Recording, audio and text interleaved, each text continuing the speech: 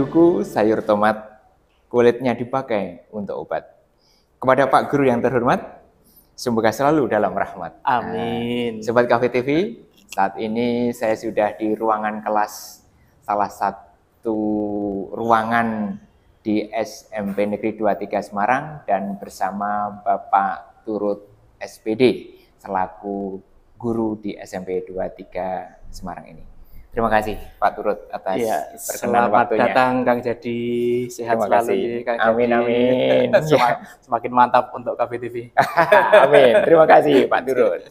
Ya, ini ngobrol-ngobrol tentang dunia pendidikan. Anjir, gimana? Kaitannya dengan proses belajar mengajar nih Pak Turut. Kalau saya dulu ketika masih sekolah, itu kan melihat sekolah itu kadang-kadang apa ya, semacam beban itu. Beban. Mungkin kan sekarang sudah agak berbeda ya Pak. Gitu. Nah ini barangkali Pak Turut bisa menceritakan nih konsep pendidikan, belajar, mengajar di kelas itu sekarang sebagaimana nih Pak? Ini kebetulan SMP kita ini masih menggunakan 2 kurikulum. 2 kurikulum? Iya, masih menggunakan 2 kurikulum. Dan ini kurikulum 2013 nanti tinggal berlaku 1 tahun lagi. Untuk yang sekarang ini anak-anak naik di kelas 9. Nanti kalau sudah kelas 9 ini habis tahun depan, kemudian kita menggunakan kurikulum Merdeka seluruhnya. Salah satu dari kurikulum itu. Kemudian dalam proses pembelajarannya, ini teman-teman guru di SMP Negeri 23 Semarang ini memang jauh berbeda dengan ketika kita sekolah dulu Kang Jadi. Betul sekali. Sekarang ini betul-betul guru ini dituntut seperti seorang aktor. Betul, seperti seorang aktor. Kenapa begitu? Karena ya nuwun sewu nggih, setiap guru itu kan manusia biasa juga. Betul. Mungkin di rumah juga kadang-kadang ada masalah. Tapi ketika sudah berhadapan dengan peserta didik, kita ini betul-betul seperti aktor yang tanpa beban. Keren. Karena harus melayani anak-anak itu juga dengan sumringah, dengan senyum yang ceria, dengan keramah tamahannya, sehingga itu anak-anak nanti akan betah di sekolah dan ketika mengikuti proses pembelajaran itu nyaman. Memang saya juga memperhatikan nih Pak Turut, ada perbedaan yang sangat jauh dari metode pembelajaran dulu dan sekarang gitu. Nah, sekarang saya melihat itu Bapak Ibu guru itu begitu friendly dengan siswa gitu ya. Dulu itu kita itu seolah-olah dengan Pak Guru itu takut gitu ya. Memang seperti itu ya Pak ya. Sekarang konsep yang diberlakukan gitu ya. Betul. Apalagi kita ini sudah menyandang sebagai sekolah ramah anak ya. Jadi kita untuk memberikan pembelajaran, pembimbingan, pendidikan kepada peserta didik itu kita anggap seperti anak kita sendiri.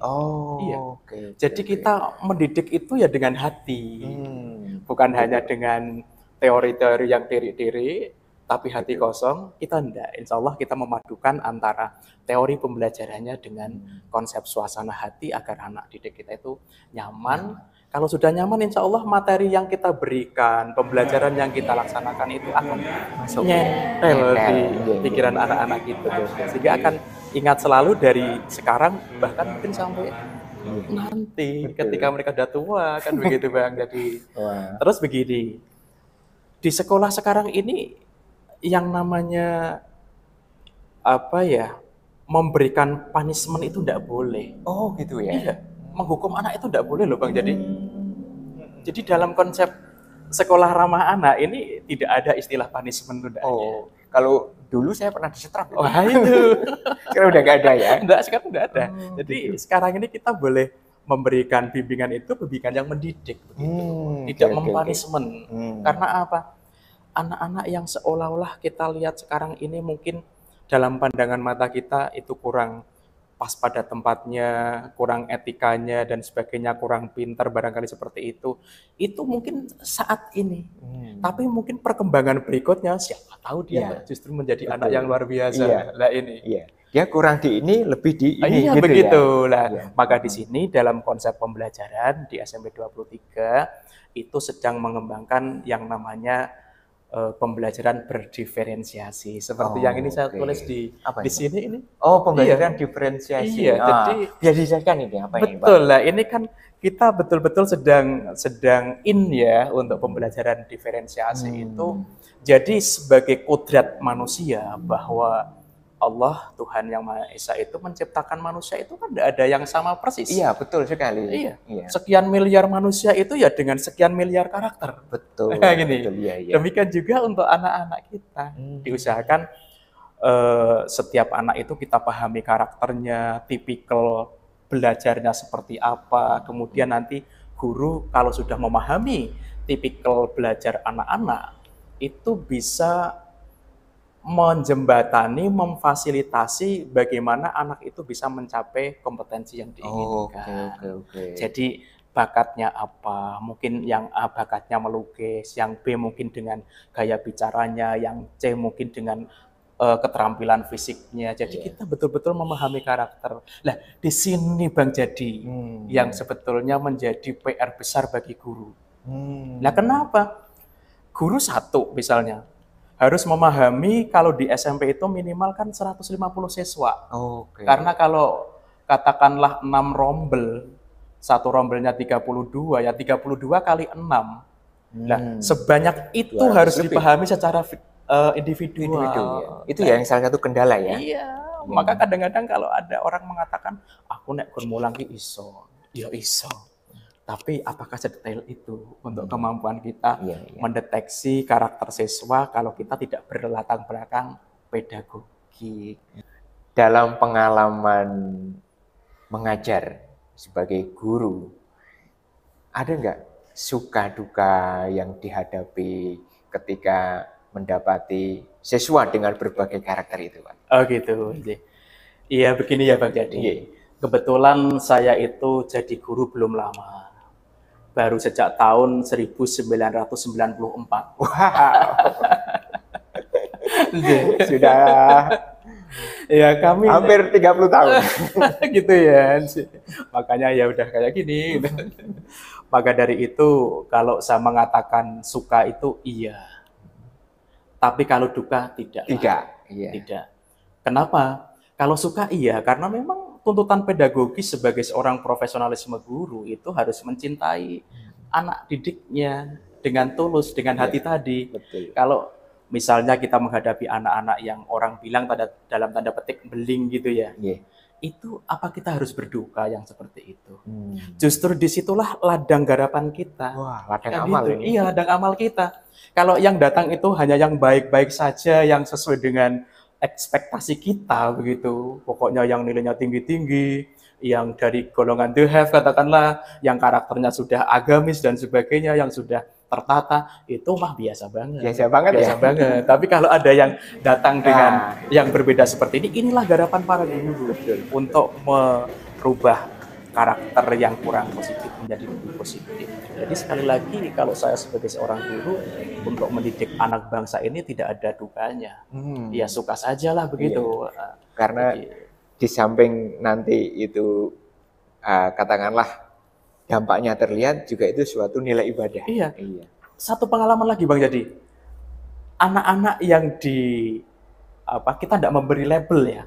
Anak-anak yang dikatakan oh itu beling, oh itu karakternya kurang positif. Tapi ketika anak-anak itu sudah lulus dari sekolah ini, sudah selesai SMA-nya, sudah bekerja, anak-anak seperti itu malah banyak yang sukses. Ini. Dan ingat pada guru dan juga sekolahnya, Bang. Banyak datang ke sini begitu. Ngomong gitu saya jadi teringat nih. Teman saya yang dalam tanda kutip dilabeli seperti itu. Ternyata ketika sudah terjun ke dunia sesungguhnya di masyarakat itu memang cenderung lebih lebih dalam hal ekonomi itu lebih baik. Nah, saya punya semacam dugaan sendiri. Saya nggak tahu benar tidaknya ini. Itu biasanya anak yang seperti itu punya tingkat keberanian yang lebih tinggi. Betul, Bang Jadi. Itu satu. Kedua, mengambil resiko. Nah, ini yang barangkali tidak dipunyai oleh teman-teman yang dalam tanda kutip dilabeli rajin dan sebagainya. Gitu. Dan juga pandai menjalin komunikasi sosial, itu yang luar biasa itu. Betul sekali. Jadi kan katanya tuntutannya ya ada kecerdasan religius, kecerdasan intelektual. Satu lagi jangan lupa kecerdasan sosial, ini penting ini. Betul sekali. Jadi jangan khawatir besok kalau Bang Jadi memasukkan putranya ke sini, jangan khawatir. Di sini sekolah ramah anak. Juga lingkungannya ramah karena adiwiyata. Ditambah lagi kita sadar betul tentang sekolah kependudukan. Semakin mantap saya. Insya Allah begitu. Dan cukup mantap juga untuk KVTV ya. Nah, saya juga ada pesan nih Pak, kepada para siswa. Gitu. Memakai baju berwarna biru untuk tamasya ke Pulau Seribu. Wahai para siswa, hormati Bapak dan Ibu Guru, karena beliau sang pemberi ilmu. Luar biasa nih, pantun yang luar biasa. Saya tidak bisa berpantun ini Bang Jadi. Baik. Terima kasih selalu Pak. Mudah-mudahan juga KVTV semakin di hati masyarakat ya. Semakin berkembang.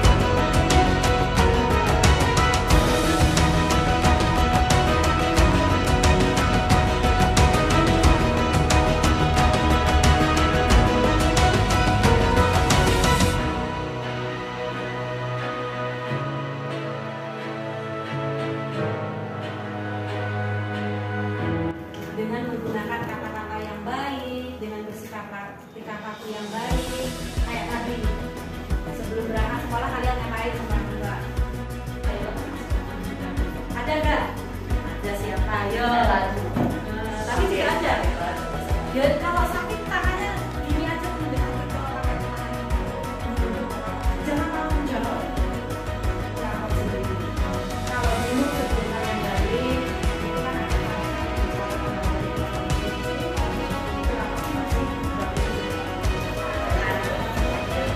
Assalamualaikum warahmatullahi wabarakatuh.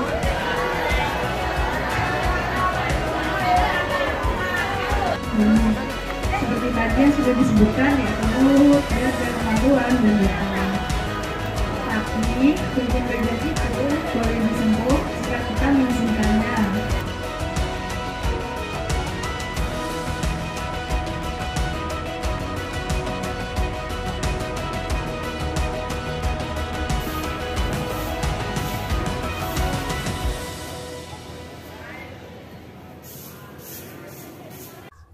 Burung nuri, burung dara, terbang tinggi di udara.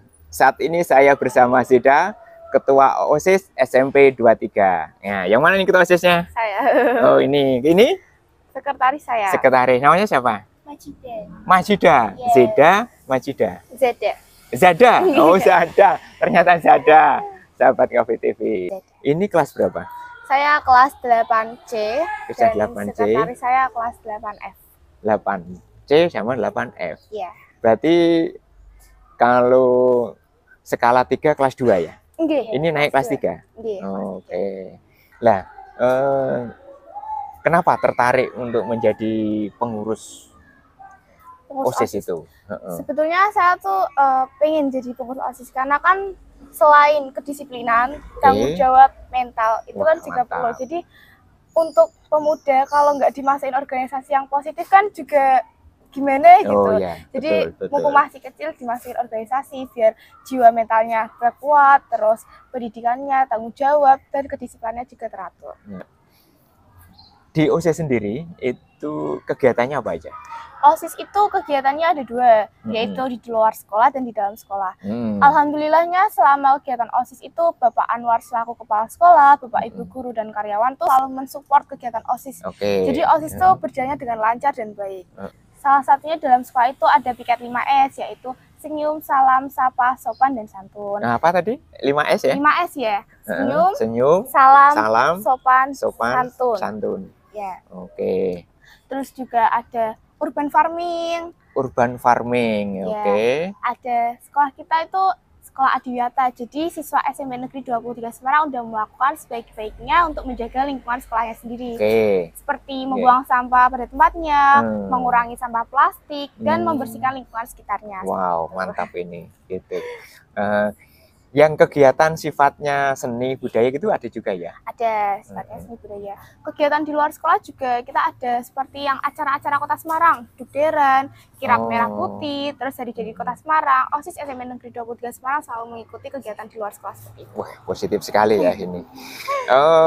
Kalau ini dalam setiap kegiatan, ya, muncul nggak hambatan-hambatan, kendala-kendala, itu apa aja? Mungkin kendalanya itu seperti miskom.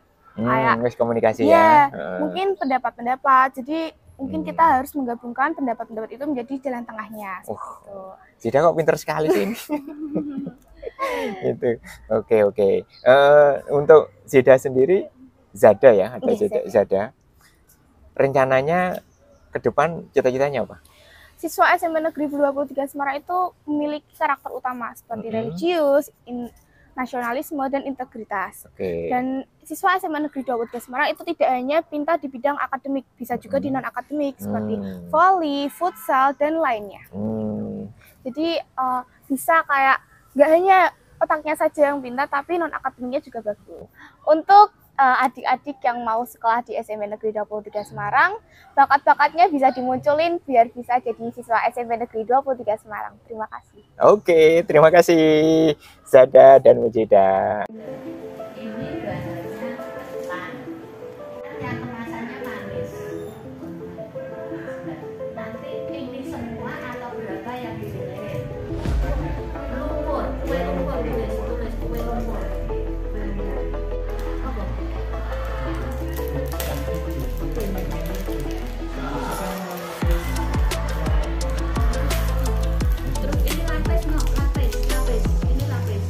Supaya bervariasi bahan kentang, gula, singkong. Kita akan segera ikuti wawancara, ngobrol bareng, ngobrol asik dengan teman-teman yang berprestasi. Nah, rupanya di SMP 23 ini banyak sekali siswa yang berprestasi. Nah, di kanan kiri saya ini juga siswa-siswa yang berprestasi. Kita akan kenalan dulu siapa dan ikut kejuaraan apa saja. Silakan. Siapa namanya? Saya Olivia. Saya juara 1 dalam lomba membaca aksara Jawa tingkat provinsi. Oh, juara 1 membaca aksara Jawa. Olivia ya.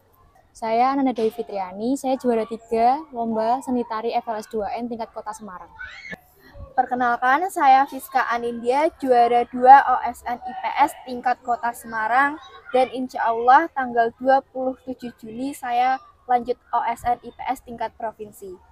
Perkenalkan, nama saya Nugradini Skaringtia. Saya mengikuti kejuaraan FLS 2N pada 2022 dalam cabang lomba desain poster. Saya mendapatkan juara 3 dalam kejuaraan tersebut. Oke. Mbak Olivia, juara 1 lomba membaca aksara Jawa tingkat provinsi. Tingkat provinsi. Wah, tepuk tangan dulu. Luar biasa ini. Itu kapan itu lombanya itu? Lombanya tahun 2022 kemarin. Oh, tahun 2022 kemarin. Bulan November? Iya. Oh, bulan November. Di mana? Di Bandungan. Di Bandungan. Berarti pesertanya seluruh Jawa Tengah ya? Oh iya, ya. Seluruh Jawa Tengah. Tingkat SMP gitu ya? Tingkat SMP ada, tingkat SD ada. Oh gitu. Cuman bidangnya beda-beda. Kalau SD bukan baca aksara Jawa. Oh, emang seneng aksara Jawa itu? Oh, lengkok-lengkik itu. Suka bacanya aja. Bisa ya? Oh, bisa. Itu kemarin gimana? Coba ceritakan. Kok ngikuti lomba itu kategorinya apa? Misalnya nih dari seleksi dulu tingkat Wijen, terus itu gitu ya? Iya, pertamanya itu seleksi dulu tingkat kota, itu juara 1, terus itu maju lagi tingkat provinsi, juara 1 lagi, ternyata masih ada tingkat nasional. Oh, berarti nanti masuk ke nasional rencana? Tingkat nasional sudah Februari kemarin. Sudah Februari kemarin? Di Jakarta, jadi seluruh yang juara 1 itu dikumpulin di Jakarta. Oh gitu. Oke. Emang gini, apa Alivia tiap hari di rumah ngomong Jawa? Iya, enggak setiap hari, kadang aja. Kadang aja. Tapi ini Bapak Ibu atau Papa Mama suka ngajari atau belajar sendiri? Belajar sendiri. Belajar sendiri ya. Kalau yang kemarin dilombakan itu kalimat atau kata? Kalimat ya. Itu paragraf itu ya. Itu juga bahasa Jawa atau bahasa? Iya, bahasa Jawa. Bahasa Jawa ya. Itu cerita tentang apa kalau yang kemarin itu di kalimatnya itu? Itu bercerita tentang Sendang Senjoyo. Oh, Sendang Senjoyo. Gimana perasaan orang tua ketika Alivia mendapatkan juara itu? Awalnya nggak berharap banyak, Pak, juara 1. Tiba-tiba juara 1, orang tua dikabari di rumah. Kaget dong? Langsung kaget. Alhamdulillah. Dapat hadiah apa? Waktu itu dapat hadiah uang. Dapat sama sertifikat. Oke. Nah, ini untuk pesan untuk adik-adikmu supaya berprestasi itu apa nih kiat-kiatnya? Untuk berprestasi sih yang pertama itu niatnya ya? harus kuat, tujuannya harus jelas, jadi nanti kita gampang buat meraih tujuan itu. Nanti kita bisa jadi harus gimana buat meraih tujuan itu. Jadi tujuannya harus jelas dulu. Oh iya. Jadi supaya sukses, supaya berprestasi itu pertama itu harus punya niat yang jelas ya. Kalau niatnya jelas nanti akan tahu mau ngapa gitu ya. Iya. Oke, terima kasih Alivia. Nah, berikutnya ini adalah teman kita yang ikut Olimpiade Sains IPS ya. Iya. IPS. Kemarin juara 2 tingkat kota. Tingkat kota dan ini akan lanjut ke tingkat provinsi. Tingkat provinsi ya. Oke, teman-teman sobat Cafe TV, kita doakan. Siapa namanya tadi? Fiska mendapatkan hasil yang terbaik dalam lomba OSN IPS tingkat provinsi. Persiapannya gimana ini? Dari saya sendiri persiapannya tentu belajar, membaca materi, mengerjakan latihan soal. Soal-soal tahun lalu tuh juga ya rata-rata muncul. Gitu. Berdoa juga. Kalau lomba kayak itu apa sih? Ngerjakan itu atau wawancara gitu? Kebetulan saya daring, Pak, soalnya melalui HP. Oh, HP ya. Oke, terima kasih Fiska. Semoga the best. Amin.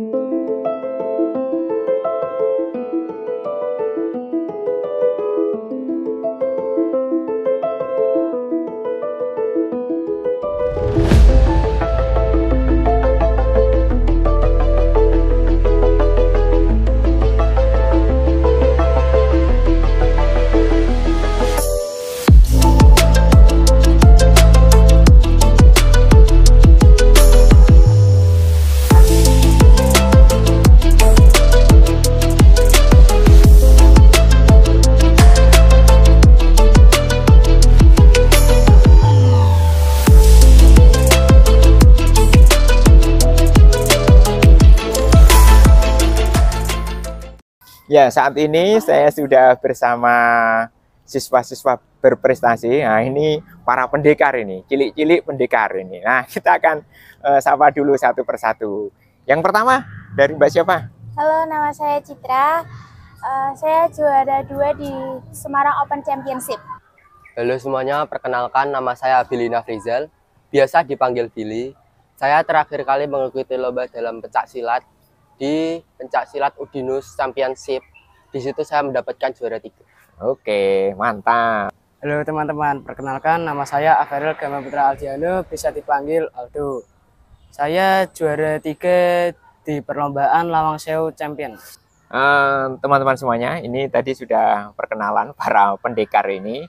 Nah, kita sedikit akan ngobrol dengan salah satu dari para pendekar wanita ini.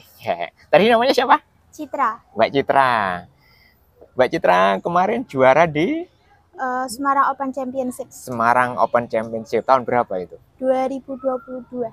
Tahun 2022, baru tahun kemarin ya? Iya. Oke. Sebagai juara 2 ya? Juara 2 seni tunggal. Itu sekota Semarang atau ini lingkupnya? Sepertinya kayak kejurnas. Kejurnas ya? Iya. Wow, nasional ya? Iya. Oke.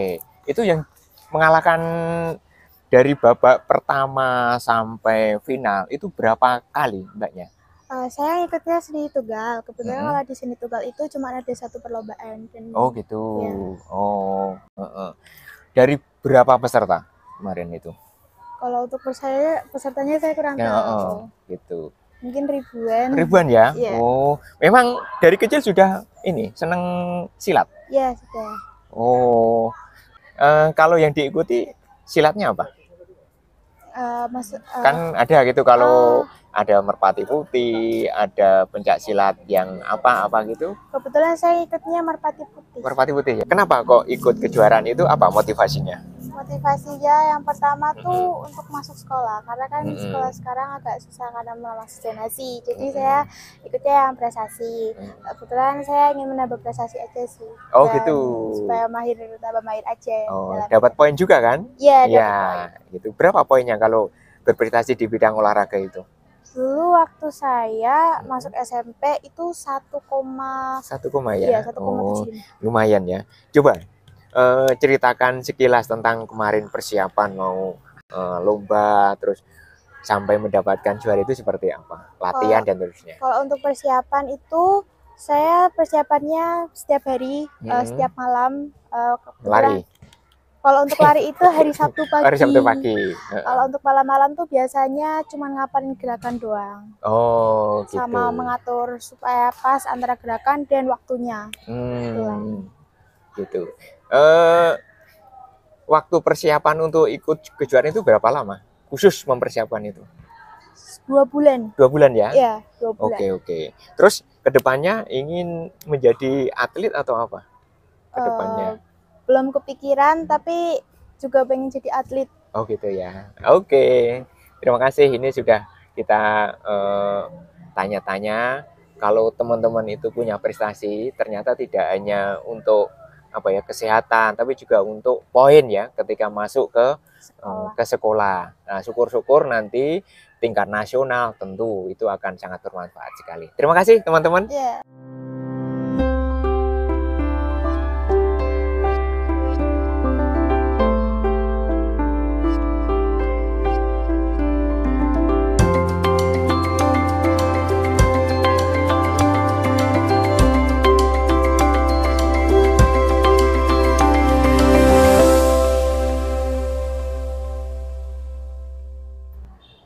Saat ini saya di musola bersama Ketua Rohis. Assalamualaikum. Waalaikumsalam. Siapa namanya?